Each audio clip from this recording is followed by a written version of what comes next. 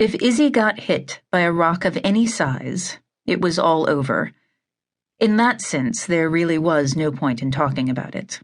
The life scientists were Lena Ferreira, Margaret Coughlin, an Australian woman studying the effects of spaceflight on the human body, and Jun Ueda, a Japanese biophysicist running some lab experiments about the effects of cosmic rays on living tissues. Also in that general category was Marco Aldobrandi, an Italian engineer who focused on the more practical matter of running the life support systems that kept the rest of them alive. Of those four, Lena already had a special status in that she had actually done work on swarming. It wasn't that closely related to what she had been doing on the space station, but now she was going to have to dust it off and make it her life's work. Sparky gave her carte blanche to hole up in a quiet place and cram her brain with papers on that topic for a little while, getting back up to speed. Margaret and June were told to put their more abstract research work out the airlock and work under Marco on readying Izzy for a large expansion in population. That covered 11 of the 12. So far, Sparky hadn't said a word to Dinah.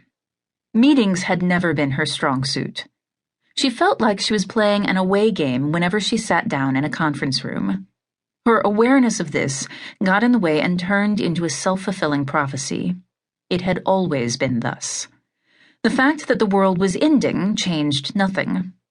As Sparky kept ticking down the list, telling each person what they would be doing in the coming weeks, she kept feeling more and more the point of focus precisely because she hadn't been focused on yet.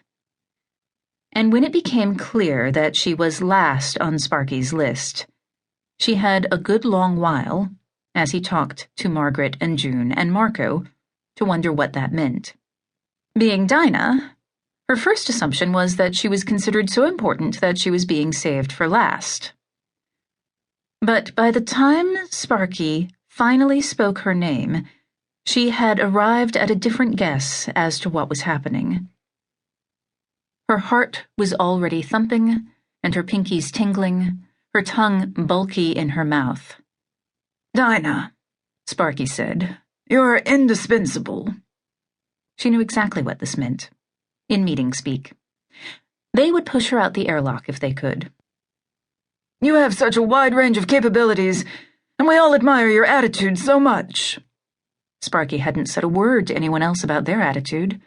"Obviously, asteroid mining, which you've devoted so much of your career to, is a project with a long-term payoff.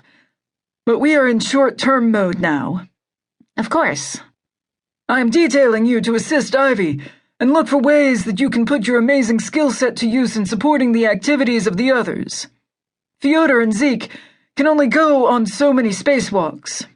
Maybe your robots can be put to use doing things that they can't." "As long as it involves cutting through iron, they'll be awesome," Dinah said. "Sounds great," Sparky said, missing the sarcasm entirely. In his own mind, he was finished with the conversation, tolerating a few moments' small talk before the after-meeting with Doob and Conrad. Dinah thought better of herself than this. How could she let herself get into this frame of mind at such a time? Because maybe there was actually a good reason for how she was feeling. She was halfway through saying goodbye to Sparky when she pivoted back. "Hang on a sec," she said. "I respect what you said about short-term mode, I get that. But if or when this cloud arc thing works, you know what's next, right?" Sparky was in no mood. Not so much annoyed with her as bewildered. "What's next?" "People need a place to live. And if the surface of the Earth is going to be burned off, we're going to have to make those living places up here out of the stuff we can get our hands on. Asteroids.